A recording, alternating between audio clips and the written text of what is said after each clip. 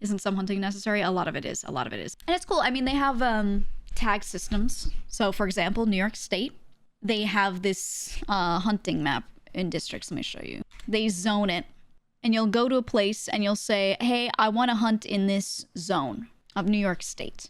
And each zone will have, here, I'll show you one for this one's for bear season. Each year they update it. And what they do is for every zone of New York State is there's a different number of tags that they will issue per person for certain animals, because they'll be checking the population of all different species that people hunt in every zone. So there's a lot of staff that are involved in this process. And it looks like this. It looks like this. So here's the bear season one. So they'll tell you, they have different seasons, right? For most animals, you can hunt during 2 seasons. It's usually a couple of months during the fall and a couple of months during the spring. And what they'll do is they'll say you can only take certain things during this season. And if it's overpopulated, they might issue some more tags. Maybe they let everyone take 2 bucks and 1 doe, something like that, and issue a tag. Maybe one year there aren't as many. Sometimes they'll only let you take a doe in one season, but not the other. Same with bucks, etc., right? And then they also say what you can use to hunt them. So you can see down in the south, a lot of regions, bow only. You're not allowed to use a gun to hunt. It's not just because they don't like guns in that area or something like that. It's also because bow hunting, people are less likely to get kills. It's a little harder, you know what I mean? So you're kind of like nerfing them a little bit. But it's also safer for those areas because they're more densely populated. So you can see like Albany area has it as well, which is like the capital up north a little bit. But yeah, so they separate out into zones, and each one of these zones, they check that population for every single type of animal that they issue tags for. So when you want to go hunting, you don't just go somewhere and hunt. You go to some sort of shop that issues tags, and you say, and you're registered in a system, and you're like, hey, I want to hunt in, well, for like deer, they're usually listed as like, zone 7C, right, or whatever. And you'll say, I want to hunt here, and I want to hunt in these months, and they'll issue you tags, and they'll say, okay, here you go, and they print them out, and it'll be these stickers that when you actually hunt and you catch the animal, you put the sticker on it, and you have to like physically register and write the information on the tag when you get the animal and all that stuff. And you can only use the tags that you were physically given. That is it.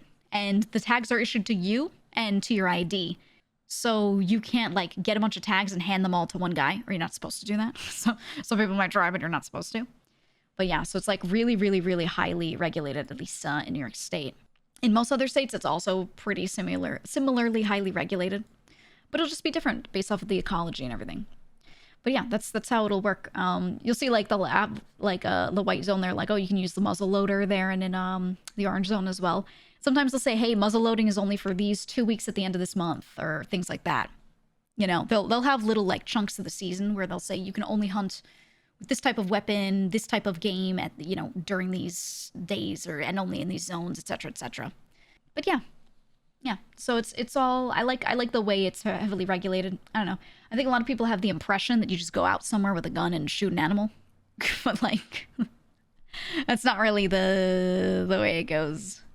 It's not the way it goes. People don't realize the rabbit and duck season bit from Looney Tunes is based on an actual thing. Oh, yeah. Because they don't want you hunting certain things when they're, supposed to be doing certain things in their lives. They don't want you hunting a lot of deer that are, like, going to be a bit younger. They wait until a season when they're a bit older to start letting you hunt certain things. You can't hunt, if you're hunting deer, you can't take fawns. You can't hunt a young deer. Not at all. Bucks have to be of a certain size. You have to see a certain number of points on their antlers and stuff like that. Yeah, it's a whole thing. I used to like side quests in Monster Hunter. Exactly. So bow hunting requires a lot of skill to get a clean, painless kill.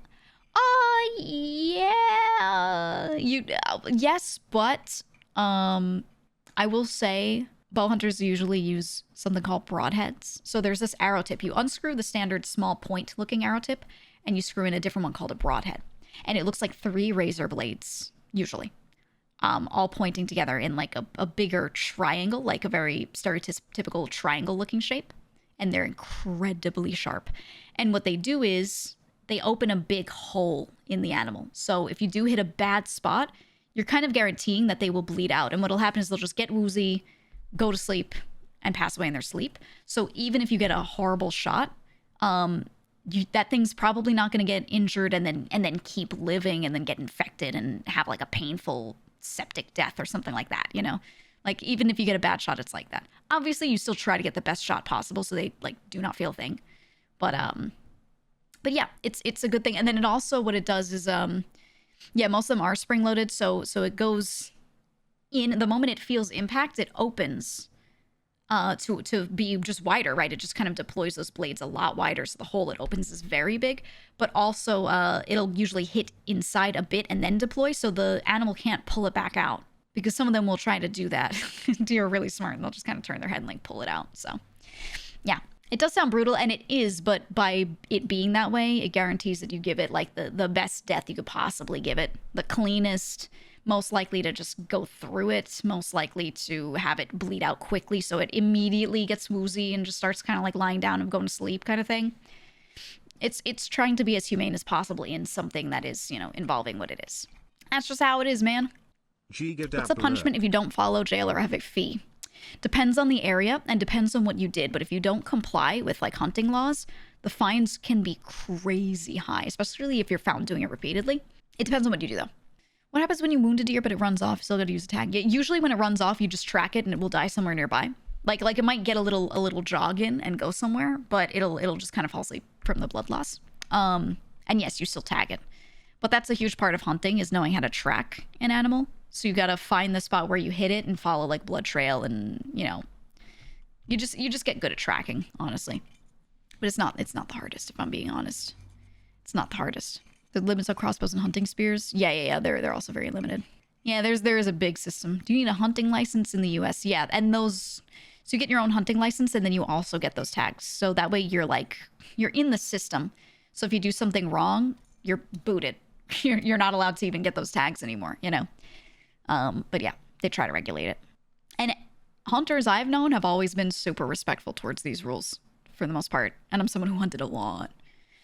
But yeah, and a lot of the time, something that I like is the people who enjoy it for sport, if they're not going to eat all of the meat themselves, they take some and then they donate the rest of the meat to homeless shelters. And actually a lot of meat donated to homeless shelters is from hunters. And they go through it. They could always use more. So it's a really nice thing. And then there's also a lot of, so there are some people that are indigenous and have sort of a local indigenous diet.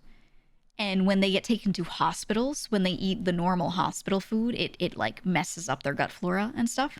So what a lot of hospitals in certain areas do, where they have a lot of indigenous people nearby, this is especially if you're in like Alaska and stuff like that, hunters will donate wild food to those hospitals. And that way when they're treating indigenous people who have a diet of just like purely like you know, moose and trout up there or something, right? They have food that their stomachs would be used to, that they can provide for them, that is from the waters that those people would usually eat from, or from the land they would eat from. It's a really, really cool thing. So a lot of people, when they go up and do like a hunt up in like northern Canada, stuff like that, a lot of that meat that they don't bring home, they'll bring a good chunk home, but it's like usually a huge animal, you know, so you're not going to eat all of it yourself within that time. If they don't bring everything home, they'll donate it to those hospitals and it gets used, which is really nice. Really, really nice. I like it. It's a good system. It's a good system. He said technically if you aren't skilled with rifle, you wouldn't get a clean kill either. Bigger bullet doesn't exactly make it clean. Yeah, exactly. Actually, yeah. I'm just not a fan of people going hunting if they haven't like practiced shooting in a range a lot. Like most people don't. Most people who hunt a lot have done this since they were like kids, you know, or something. But yeah. You also have fishing season, is all year round. There's also fishing season, but it's technically, it depends on the thing, but for the most part it's just one big season. In the warmer months for most fish. Depends on the area though. Every area is so different with the waters. And then in the winter, you're disallowed from hunting certain things, fishing certain things. No spear fishing in the colder months usually. It just depends on what you're going for though. It really does. I like a lot of these questions. You said, are crossbows allowed or only composite longbows? There's no such thing as a composite longbow. You're thinking of compound, that term. Crossbows, so the type of thing that you shoot with, the type of gun that you shoot with, the type of, if you're trapping, if you're muzzle loading, if you're using a bow or a different type of bow, they're all categorized separately. And you're only allowed to use certain things in certain zones at certain times. So you go to the counter when you're trying to get a hunting tag and you say, I want to hunt with this weapon what can I do? You know? And they'll say, well, the seasons for these things are here in these areas. And they'll give you a list and you pick. And you're only allowed a certain number of tags, not per zone, but like per person. So you have to tell them ahead of time, oh yeah, I'm going to hunt in these areas. And then they'll give you what's available in those areas. So if you get a general tag for doe, it's for that area for that time period. You can't bring it somewhere else and go, I'm going to get a doe in a different area because I changed my mind. Because they're tracking who's taking what per area, you know? So you have to plan ahead of time what land you're going to hunt on. They do lotteries. Yeah. I've seen it. It's like the hunting gotcha. You go up to the desk and you're like, oh, I hope I could take an extra buck, and they'll check it and you might get randomly selected to get the extra buck tag. Yeah, they'll do that for the ones when they're overpopulated. They'll start raffling off like extra ones and lotterying. And you can choose to not take it. You could be like, yeah, I'm not going to go for it, so don't even roll on it for me. But yeah, they actually do lottery all that. It's nice. Yeah, you said not just homeless shelters. They also donate food to food banks and pass it out to needy families and whatnot. Yeah, there's a lot.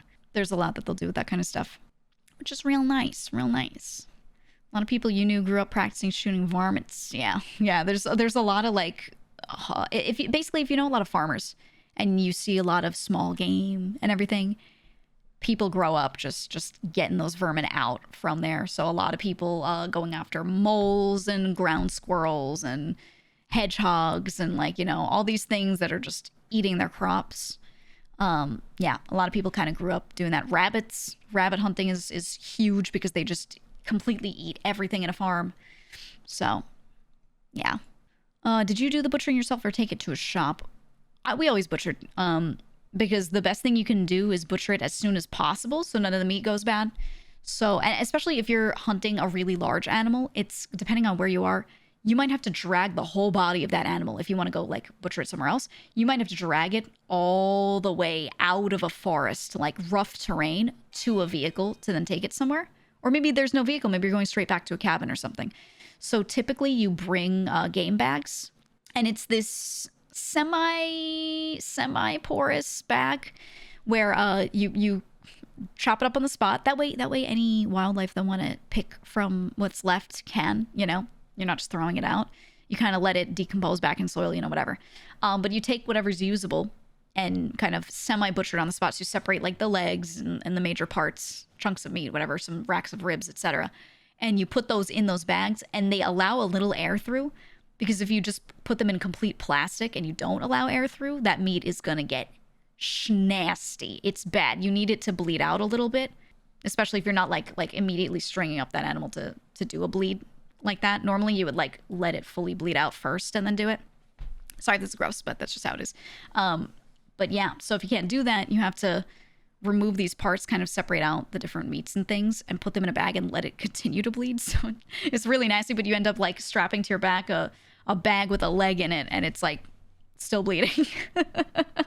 But you have to do that, otherwise, you know, a lot of things can go bad, and you don't want to waste it. Like that's the worst thing you can do is hunt and then just waste. That's just terrible. So yeah, so you have a special game bag for that. But yeah, and then you bring it home and you properly butcher stuff. You vacuum seal things. You decide what you're keeping versus what you're donating somewhere and all that. You know,